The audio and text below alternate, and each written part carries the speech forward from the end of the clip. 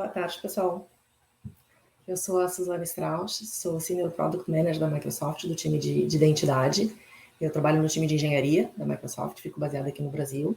E hoje vamos conversar um pouquinho, então, sobre que o mundo multi-cloud muda na gestão de identidades. Vou passar aqui o primeiro slide. Vamos começar falando um pouco, então, de mundo multi-cloud, tá? Hoje a gente tem já que 91% das organizações estão usando mais de uma rede pública, mais de uma nuvem pública. Tá? Então, a gente começa a ver, assim, uma demanda muito grande, uma necessidade muito grande de administrar as identidades neste novo mundo, né? Nessa quantidade maior de nuvens. Assim como a nuvem foi uma ida inevitável, né? As empresas acabam tendo que ir por todas as vantagens que o mundo de nuvem traz, mais flexibilidade, escalabilidade e tudo mais. O mundo multi-cloud também a gente está vendo com essa tendência, né? Tá todo mundo dividido. E aqui, para contextualizar o mundo de gestão de identidades dentro dessa abordagem de multi-cloud, né? Aqui é a apresentação de como funciona o modelo de responsabilidade compartilhada. O que é responsabilidade do provedor de nuvem e o que é responsabilidade do cliente de nuvem. Então, a gente tinha, assim, no passado, né, o local, né, o que tinha tudo em casa, o mundo on-premises, como a gente fala, né, então tinha data center físico, assim, desde a segurança física, servidores, switches, roteadores, tudo isso responsabilidade do cliente, né. Então, a gente está vendo essa coluna aqui do local. Depois a gente vai para um outro modelo que a gente tem, o Infrastructure as a Services, que é a infraestrutura como serviço. Então, você tem servidores já disponibilizados pelo provedor de nuvem, o data center, toda essa responsabilidade da segurança física, a parte de switches, roteadores, toda essa parte de conectividade é responsabilidade do provedor de nuvem. E aí a gente vai evoluindo, né, até chegar num Software as a Service, e quando o provedor de nuvem te oferece o serviço como um todo, que é o caso do Microsoft 365, do Skype e de uma série de outras aplicações que trabalham no mundo, né, que oferecem o serviço como um todo. Então, aqui eu quero destacar o quê? Contas e identidades, sempre como responsabilidade do cliente. Então, isso é uma preocupação, tanto no mundo, né, SaaS, das aplicações, quanto no infraestrutura zero a zero. Quem vai ter o acesso aos containers, quem vai ter acesso às VMs, tudo isso é uma definição do cliente. Então, por isso, essa preocupação, né, de como fazer a gestão dessas identidades nesse mundo multi-cloud.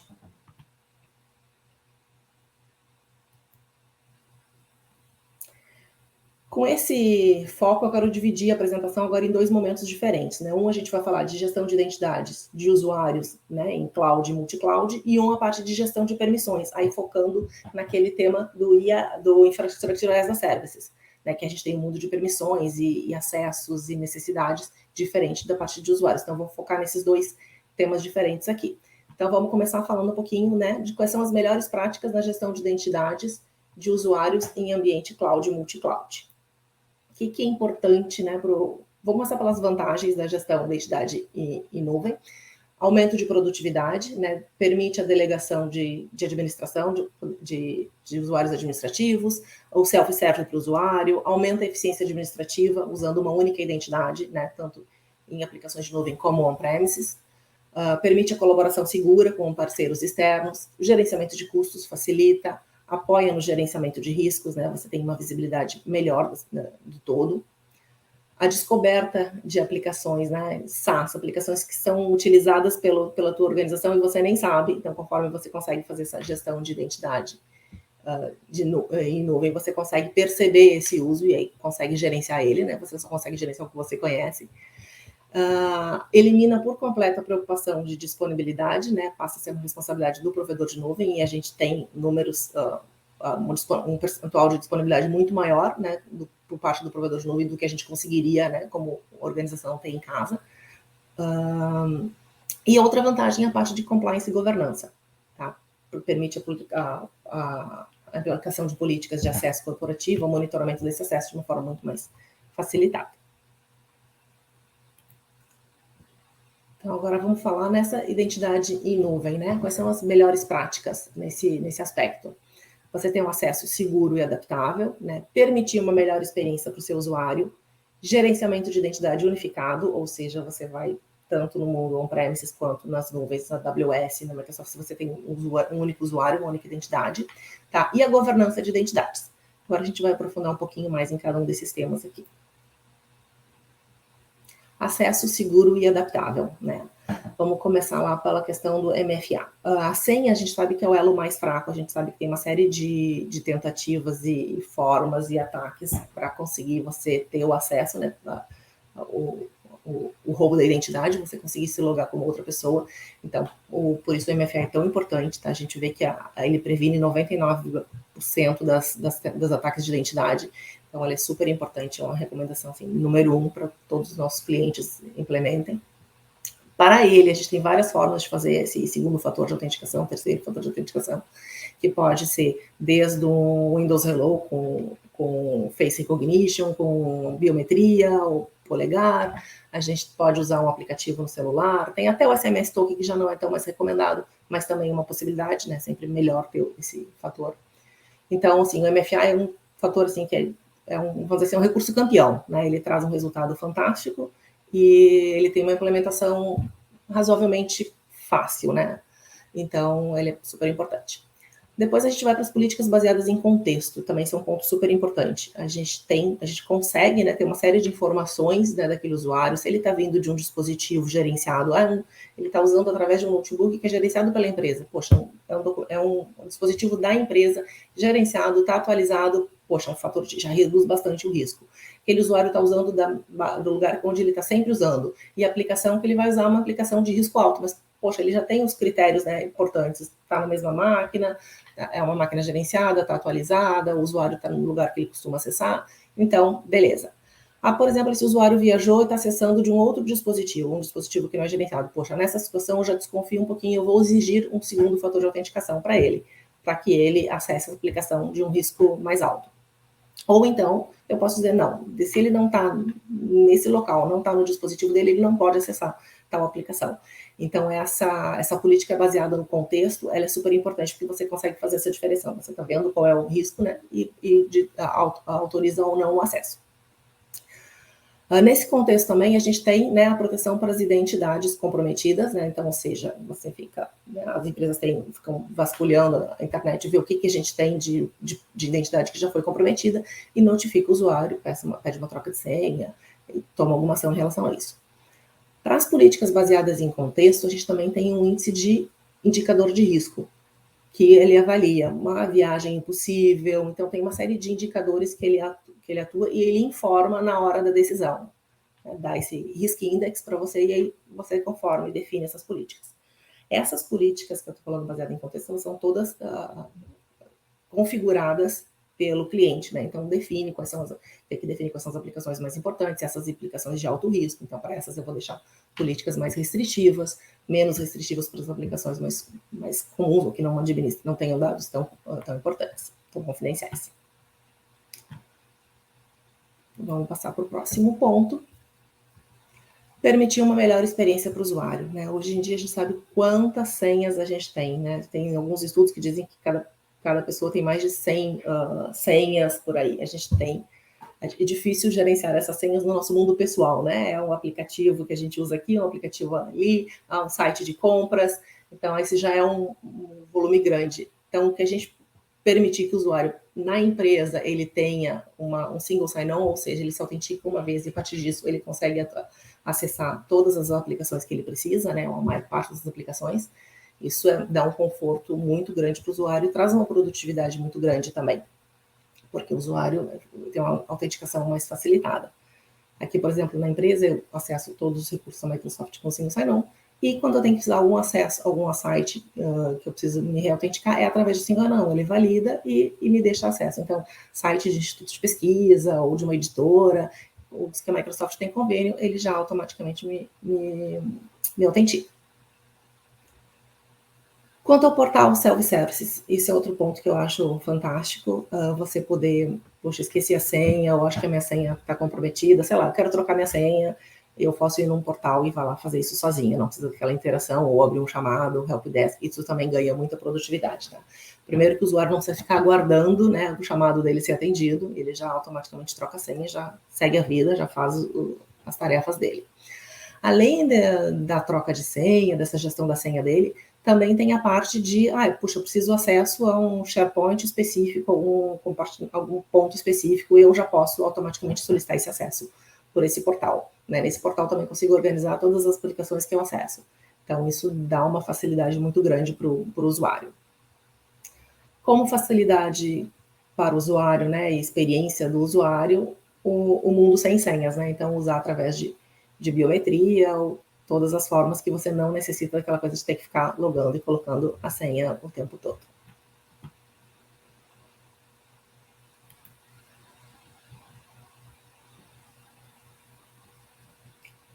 Gerenciamento de identidade unificado.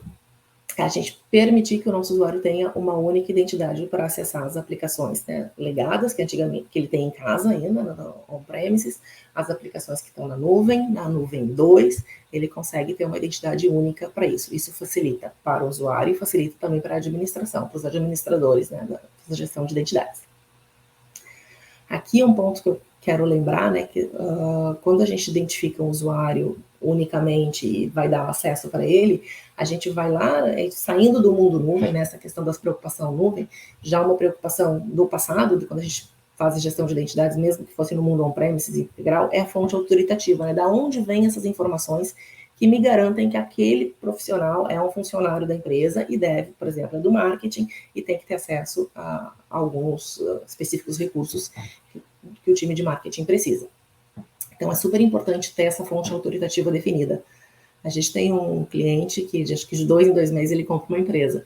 Isso gera uma complexidade muito grande, porque são fontes autoritativas diferentes. Tem algumas empresas que são menores, nem tinham esse processo tão organizado.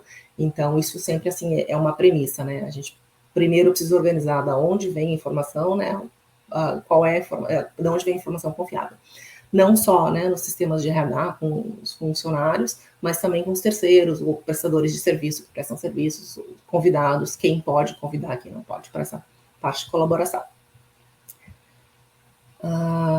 Conexão de aplicações e gerenciamento de administração de identidades, né, eu comentei isso como facilita para o administrador do sistema de identidades ter cada usuário ser identificado com uma identidade única. Isso é super importante, traz eficiência na gestão e segurança também. Agora vamos para a parte de governança, né? O que são as melhores práticas que a gente vê nessa parte de governança? O que é importante, né? Ter essa visibilidade do ciclo de vida dos usuários, né? Então, ele foi provisionado através de um sistema de RH, ficou um tempo na empresa e ele mudou de área. Quando ele muda de área, ele tem que perder alguns acessos e ganhar outros, talvez, né? Até o momento dele ter seus direitos revogados quando ele decidiu sair da empresa ou foi decisão da empresa de tirá-lo. Então, todo esse ciclo de vida é importante que seja acompanhado, né, que se tenha essas informações de concessão e revogação de direitos. Isso também na parte de identidades privilegiadas, tá? Identidades privilegiadas a gente já fala bastante daqui a pouco.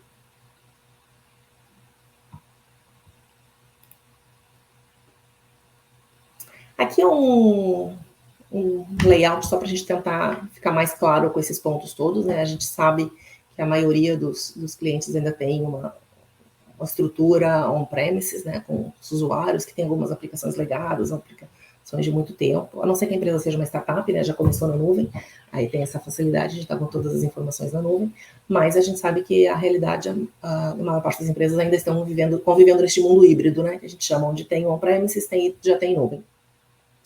Então, o que a gente, mantendo essa identidade única, né, os usuários estão no Active Directory, no data center local da empresa, mas também já estão sincronizados com a nuvem, e aí tem todas as informações dos sistemas. Aqui a gente botou o SuccessFactors, SAP, para trazer as informações, né, de provisionamento dos usuários, a relação com as identidades externas, que podem estar em outros Azure AD, pode estar na Google Cloud, pode usar através de identidades sociais para se autenticar e poder colaborar com o time interno. Single sign-on, né, para todas as aplicações em nuvem, não, independente de onde elas estão, em que nuvem elas estejam, né, AWS, Azure ou Google. Para dar uma ideia de layout. Então, agora vamos passar um pouquinho a falar de IaaS.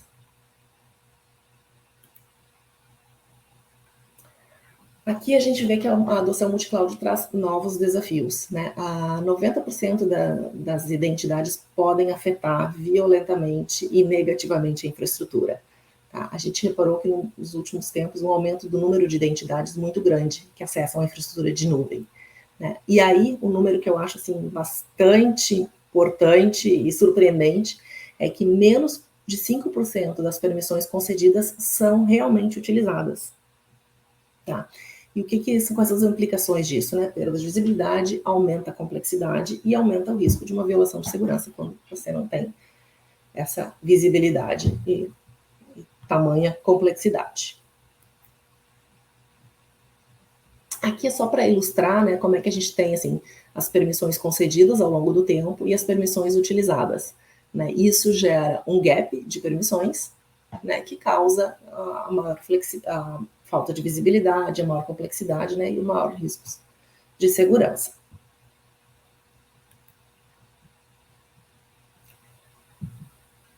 Então, o gerenciamento de permissões em ambiente multi-cloud, né, requer uma nova abordagem. Como é que a gente vê isso aqui? Deixa eu carregar o slide aqui.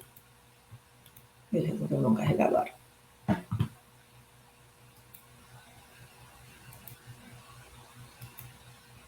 Muita animação, desculpem. O que é uma abordagem que a gente via antigamente, mais estática, né? Concessão de permissões baseada em cargo, né, ou responsabilidade. Os administradores, né, do sistema de IAM concedia manualmente as permissões, né, sem considerar a questão de limite de tempo, e a limpeza das permissões era feita manualmente ou, assim, quando surgia alguma necessidade específica. O que se considera, assim, uma melhor abordagem hoje em dia, né? A concessão de permissões baseada no histórico de uso e nas atividades realizadas, né? Permitir um acesso temporário e sob demanda para permissões de alto risco, então, para os administradores, para as funções administrativas de alto risco, né, permitir por um certo tempo, eu vou precisar fazer tal atividade amanhã, então vai lá e determina um horário e aí solicita aquele acesso para aquele período de tempo. Isso não precisa ser assim, poxa, eu vou fazer amanhã, não. Surgiu uma necessidade, eu preciso fazer agora. Ele já solicita, aquilo ali já vai entrar no fluxo de aprovação e já vai aprovar e ele já vai receber. Então, assim, tem essa velocidade, tá? A gente fala em sob demanda, parece que vai ter que pedir alguém chamar. Não, nada disso.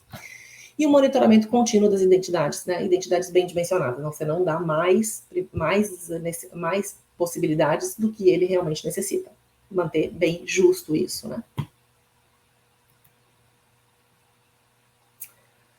Então, aqui é um produto da Microsoft, né? Um dos produtos para gestão de identidades, que é justamente então, o que ele faz, né? O que a gente vê como deveria fazer com os produtos que a gente chama de CIEM, né? Só que é um CIEM com C. Depois eu falo nele. E o que eles fazem, né? Então, eles têm que descobrir, dar essa visão completa das ações realizadas no ambiente multinuvem, quais são as identidades que estão realizando, quais são as ações que elas estão sendo realizadas. Quanto a esse ponto da descoberta, eu usava essa analogia também com o Defender for IoT, né? Mais ou menos bem, dá para puxar essa analogia, que é a mesma coisa que você dá um óculos para uma pessoa que não enxerga bem, quando você permite pela primeira vez que ela veja tudo que a empresa dela tem. Então, no Defender for IoT, você roda o sistema e mostra para o cliente o resultado. Ele descobre vários dispositivos que ele não sabia que ele tinha, ele descobre muita informação. É a mesma coisa que você botar um óculos numa pessoa que não enxerga tão bem, tá? E aqui é a mesma coisa, tá? Quando você vê um mundo multinuvem em que os administradores não têm essa visibilidade, quando você bota, poxa, eu tenho todos esses acessos, tem todas essas pessoas dando acesso, e eu nem estava sabendo. Então, assim, é um ponto super importante, e você não consegue fazer segurança se você não sabe o que tem, o que você tem, né? É a primeira coisa que você precisa saber. Qual é o teu ambiente, qual é o teu parque, para você poder fazer a segurança dele. Remediar. Então, é conceder as permissões baseadas em uso e atividades, né? E acertar essas permissões. Então, a gente tem casos de usuários que têm, poxa, tem 95 permissões. Você vai ver, poxa, ele está usando 5 ou até menos. Ele tem permissão em AWS, ele tem permissão em Azure, mas ele só está administrando o Azure. Então, por que ele vai ter, né, os acessos nas outras nuvens? Então, também você restringir ao máximo isso, e isso você consegue fazer automaticamente. E o monitoramento, né? Monitorar monitoramento anômalo de permissões, né? O que está acontecendo de diferente, e permitir a geração de relatórios forenses bem detalhados para você poder trabalhar.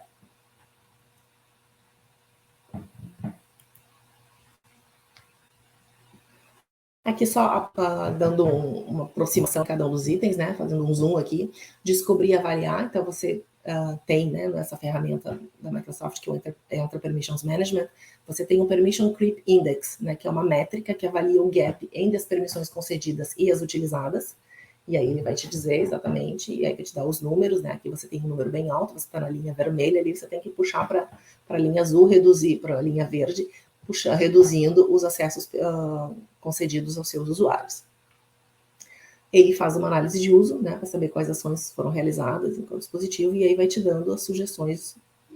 E ali você consegue, esse é um ponto importante, você consegue ver as 3 redes que no momento a gente tem cobertura. Já tem roadmap para outras nuvens, tá? Remediar e administrar, eliminar as permissões não utilizadas e excessivas, né? E conceder identidades e permissões sob demanda por um período limitado de tempo. Então, aqui você consegue configurar.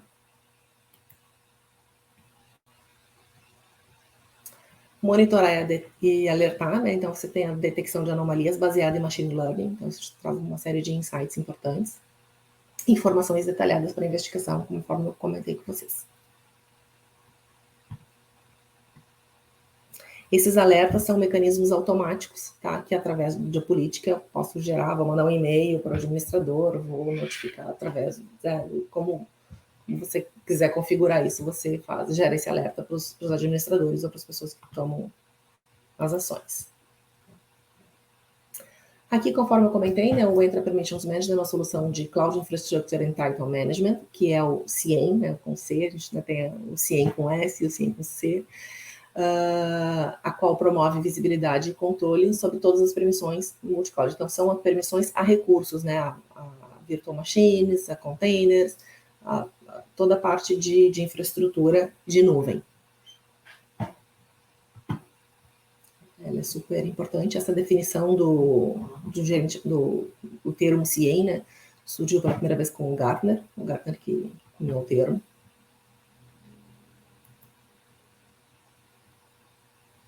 Aqui é só fazer uma revisão, né, da importância dos termos, né, a visibilidade entre nuvens, o risco de permission risk, né, que você tem a visibilidade do gap de permissões concedidas e permissões utilizadas, o acesso de menor privilégio, né, sempre de mencionar para que os usuários tenham o menor risco possível, né, então tem menor direitos de execução possível, e monitoramento e detecção de anomalias, né, esses são pontos que a gente acha que considera super importantes para essa gestão de identidades em ambiente multi-cloud.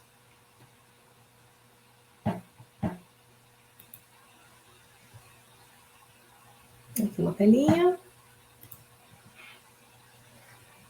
Bom, pessoal, aqui no final, se alguém tiver interesse em testar a aplicação, então tem o trial aqui como acessar, mas podem contactar a gente também.